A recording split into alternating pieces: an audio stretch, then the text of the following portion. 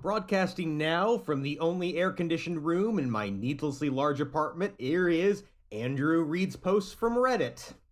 Today we are back at r/gamedev looking at a post from Cultural Speaker 3116. I analyzed every Steam game released in a day. Here's what stood out, which is exactly what it says in the 10. What this user did was pick a more or less arbitrary day and look at every game that was released on Steam. He specifically picked one where there were no AAA releases, so it was all indies, and then kind of did a little amateur analysis, much like yours truly. Now, it's a pretty interesting post. I'm going to recommend that all of you go and read it. I don't agree with all of his conclusions, or even most of his conclusions. It is still an interesting approach. I do plan on stealing it myself. And he had a few things that I think are kind of worth noting in here, and a few things that we can then further analyze ourselves. I think you can ultimately break his conclusions down to two things. One, genre matters. The genre you pick definitely has a big impact, which it clearly does. And it's something we've talked about. It's definite state of indie fodder. These are questions I always ask, so we'll definitely be getting into that when that video comes out in November. The other conclusion he reached regards visuals. Now, there's a lot of discussion as to how important visuals are for indie games, because you see a lot of the cheerleaders in places like YouTube and other places like this who kind of suggest it doesn't matter, and then they immediately launch into full-bore survivorship bias, pointing to a handful of games that don't look that great, that succeeded in spite of that. But really, I think we kind of know that in a very crowded marketplace, people make decisions very quickly. And how a game looks matters. The question is, how much does it matter? And what does it even mean when we talk about visuals? I had this whole article I was going to write. I ended up not doing it, on how graphics as a concept kind of doesn't work anymore when every game has a different graphical style. But is that part of it? Does a game need a distinctive graphical style? Does it need, at the very least, a coherent graphical style? So we're going to do a little analysis now, kind of using this post as a jumping off point. I'm not going to look at one day. There are a lot of limitations. I assume this guy is using Gamalytic. He never actually said, but I'm figuring as much because I used Gamalytic to look some of these games up, and I'm getting the same results that he was, the same numbers. So I'm figuring that's what this is. I use Gamalytic for everything. There are limitations to it, though. So I think it's better if we use an entire month as opposed to just one day. We're also going to use a couple of predetermined thresholds for revenue, and I'm going to use the same ones that Gamalytic uses, which is the 95th percentile, 75th, 50th, and 30th. We are going to go top to bottom as opposed to do this individual who's going bottom to top. And what we're going to do is we're going to look at some selective trailers. And the trailers I have picked are all from right above the threshold. Where possible, I have tried to pick from among the 10 games that are just above that threshold. A couple times I made some variations. I tried to pick games that have different genres, different visual styles. We're just kind of looking at things like production value. We're looking at consistency in the style and just kind of professionalism in general. There are other factors at play, which the poster mentions. He kind of talks a little bit about marketing. Marketing's kind of hard to track because all you can do ultimately is do a search for the game and see, for example, what socials they had and how much coverage they were getting, which doesn't necessarily clue you in on everything. It doesn't let you know if this person was contacting content creators or doing anything like that.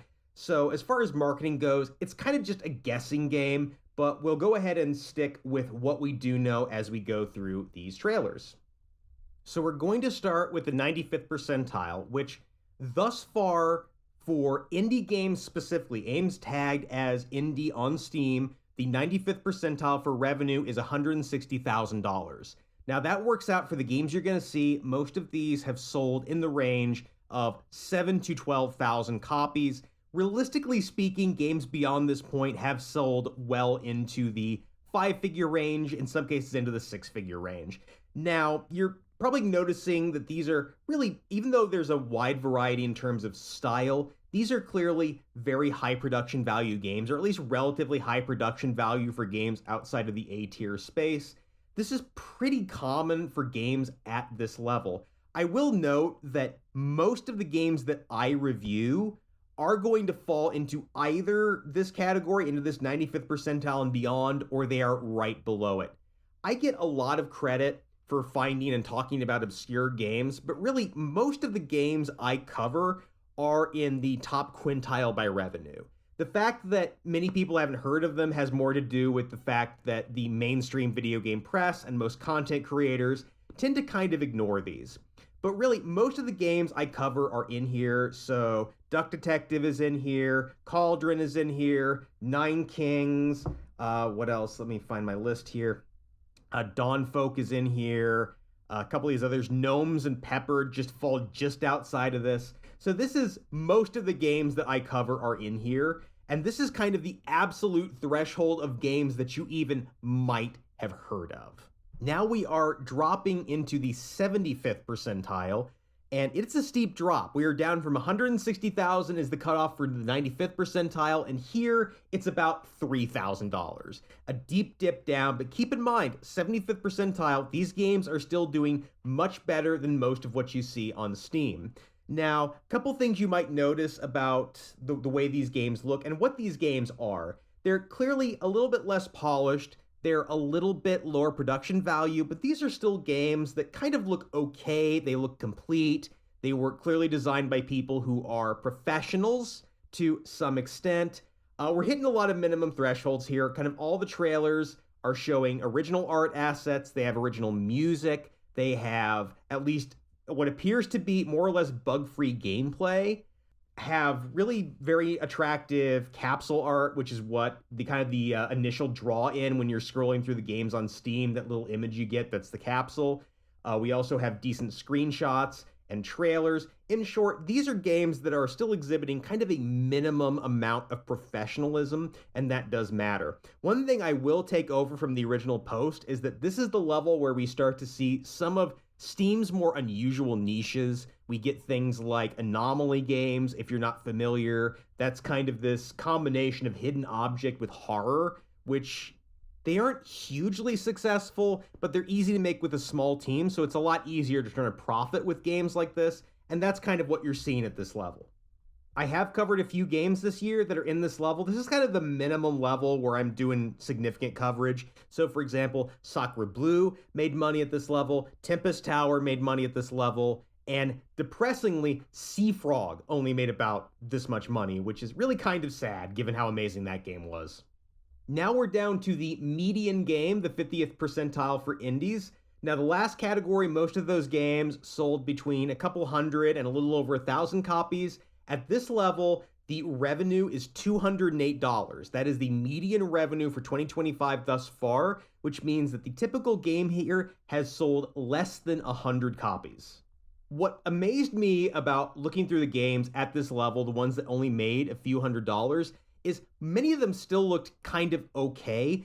This level and also the level above it, there are a lot of these games that I would have gladly reviewed, except I hadn't heard of them, which may be the problem. But in particular, at the median level, at the 50th percentile, you start to see games where you begin to wonder if these are a failure of marketing. It's kind of hard to say, and clearly a lot of these games are fairly unpolished, but you aren't seeing any serious mistakes. Like, these clearly are not just slop. These are games that are okay. These are games that, had they been released in like 2015 or 2016, would have done all right, but standards have risen. People are looking for different things now, and so they're just kind of falling through the cracks. It may have been that they were a little bit under-assertive in how they contacted people. It may have been that they had a bad capsule or even a bad title. I often wonder how much title affects these things. Or they just weren't operating in the right genre. This is the level where you do start to see games that are in genres or subgenres that were popular a few years ago, but now they really aren't. So there's a lot of reasons why a game falls to this level when, to my mind, it should have been a little bit higher up. And again, I have looked at a few games. This is about the limit for the games I've looked at. So some of the games I have reviewed this year that fell into that category. Check and Clean is in this category. Dark Pact is in this category. I want to say Cat Detective Albert Wild, I think, is maybe a little bit higher than this, but that's about the level we're looking at in terms of the median for Steam. And now we are down to the 30th percentile. And this is where standards get really low because the limit for the 30th percentile for indie games in 2025 is $30. So it's safe to say most of the games here are failures. And I will say, having looked at a bunch of other games in this kind of tier, I would say that the 30th percentile is the limit of effort. It is the limit of competence. This is the last point where you see games that people were even trying to make good. Now, I'm going to spare you here. We are not going to go below this. If we go below the 30th percentile, we're going to very quickly get into games where it is very likely that they have sold 0 copies. And I'm not going to subject you to that because you already kind of know what those games look like. But at the 30th percentile, you are definitely seeing games that are rougher. There's a lot more solo developed games. A lot of these have that kind of student project feel. You're seeing more stock or machine generated art. You're seeing more trailers that are just the developer playing the game and just exporting the raw footage without even editing it. That's amazing. You're seeing a lot of games that don't appear to have any music in them at all. You're seeing more jank, more visual bugs. But at the same time, the games at this level still look fine. They look playable. I have reviewed games that seem like they were hitting about this level.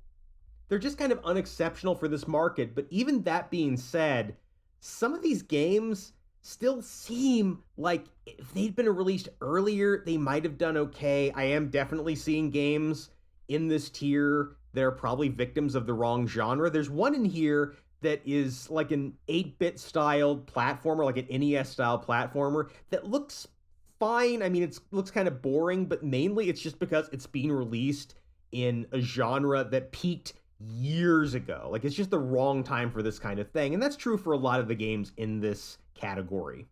And now I have a surprise category, which is I want to take a look at games at the 65th percentile, which isn't actually listed on Gamalytic. I kind of did this analysis myself, and it seems to be about $630. Now, why am I including this here? Well, because a lot of people look at what I've shown you and they say, well, if everything below the 30th percentile is just crap, if it's just slop, if it's just not going to sell at all, then we shouldn't even count it because those are games where nobody was trying and we shouldn't even count those. Well, okay, fine. Let's consider that. If we're going to disregard everything below the 30th percentile, then that means our new median is at the 65th percentile, which is what we're looking at. So again, these are games that have generated about $630 in revenue. In terms of sales, they're not that much higher than the actual median. They've maybe gone a little bit over 100 copies. But you can judge for yourself whether these games are worthy or not. Level honesty, though, the main reason I'm including this is because while I was looking through this roughly 65th percentile for games to feature, I found one that I'd actually played before, and it's a game by WayForward, of all people, called Cat Girl Without Salad. Now, if you've never heard of that, it actually came out in 2013, and for a long time it was exclusive to Humble Monthly members, but I guess it's finally out from that, so now it's on Steam. It's like $8, and I think you should check it out. It's not a very long game. You can beat it in about an hour and a half, but it's kind of interesting. It's kind of jokey, and it's worth looking at, and it's WayForward, and don't we all love WayForward? Anyway, having looked through this, I'm kind of inclined to agree with the poster. I think it's not strictly necessary for a game to have, A-tier graphics, to have A-tier production values for it to really stand out. It helps, but it is necessary at the very least for it to have a coherent graphical style, to have a graphical style period, to have some kind of aesthetic principle behind it, and to just look interesting. A lot of these games we're looking at that are around the 30th percentile are using those kind of stock standard, really boring pixart graphics that you've seen if you've ever looked at really cheap Steam games, and they just don't stand out because so many other people are using them. It's not necessary that your game look fantastic, but it needs to look at least a little bit distinctive. And that's the takeaway I take. But what do you think? I would love to hear from you on this.